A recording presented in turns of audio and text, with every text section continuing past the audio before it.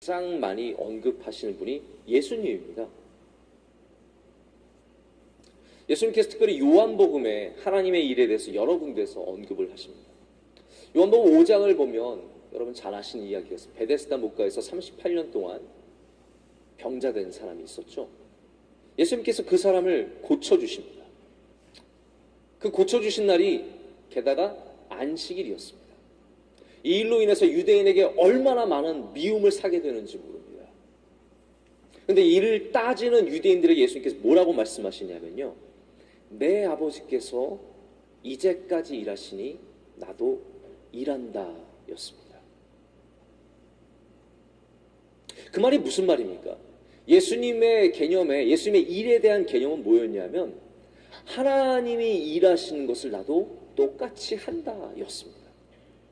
하나님의 마음이 있는 것이 내가 마음이 있는 곳이고, 하나님이 일하시는 부분에서 나도 일할 것이고, 하나님의 역사가 그래서 예수 그리스도를 통해서 끊임없이 예수님의 삶 가운데 나타나는 것입니다. 안식일이 누구의 날이었습니까? 안식일이 유대인의 날이 되어버리고 말았습니다. 하나님의 날이 아니라 하나님의 마음이 사라져버린 유대인의 날이 되어버리고 말았습니다. 이게 가장 큰 문제죠. 종교 생활의 문제는 무엇입니까? 기독교가 종교 생활, 노미널 크리스천이 되기 너무 쉬운 건 뭐냐면 바로 하나님의 마음을 모르는, 그저 우리의 마음을 위한, 우리를 위한 생활이 될 때 그냥 종교 생활로 떨어져 버리는 것입니다.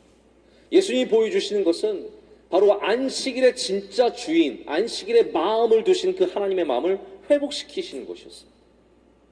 그래서 내 아버지께서 이제까지 일하시니 나도 일한다 라는 것입니다. 예수님은 그래서 이 땅에 오셔서 종교로 마음이 흐트러진 사람들에게 다시 하나님의 마음을 우리로 하여금 가르쳐 주시고 보여주시는 겁니다. 저는 바리새인들이 참 예수님께 욕 많이 먹었기 때문에 우리가 굉장히 나쁘게 보고, 저도 뭐 늘 나쁘게 봤지만 바리새인들이 등장하게 된 배경이 흥미로웠습니다. 여러분 아시다시피 이스라엘은 성전 중심의 생활을 하지 않았습니까?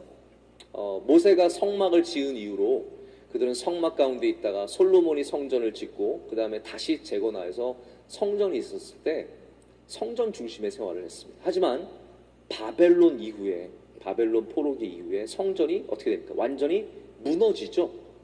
성전이 완전히 무너집니다. 사람들이 더 이상 하나님께 예배함으로 다가갈 수 없을 때 그들이 다가갈 수 있는 방법이 뭐였냐면, 그럼 우리 율법으로 하나님의 말씀을 지키자였어요. 우리가 하나님께 예배하는 것이 부족하기 때문에, 성전이 없기 때문에, 그럼 우리 이제 율법으로 하나님의 말씀을 지키자.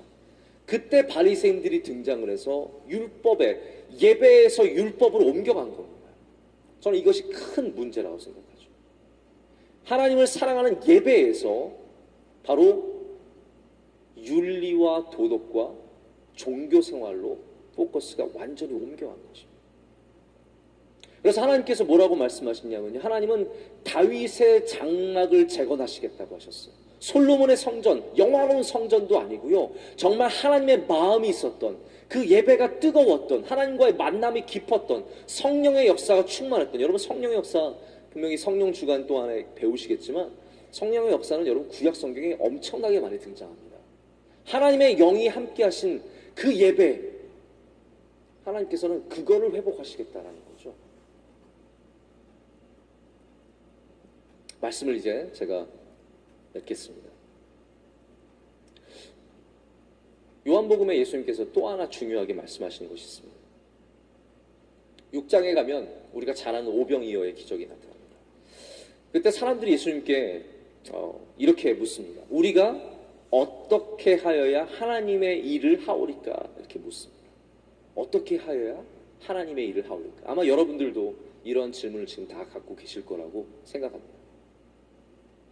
일부 예배 나오시는 분들은 원래 정말 훌륭한 분들 아닙니까? 일부 예배 나오시는 분들은 원래 기본적으로 여러분은 2부 예배보다 훨씬 더 3부 예배, 4부 예배와는 비교할 수 없는 훌륭하신 분들이십니다.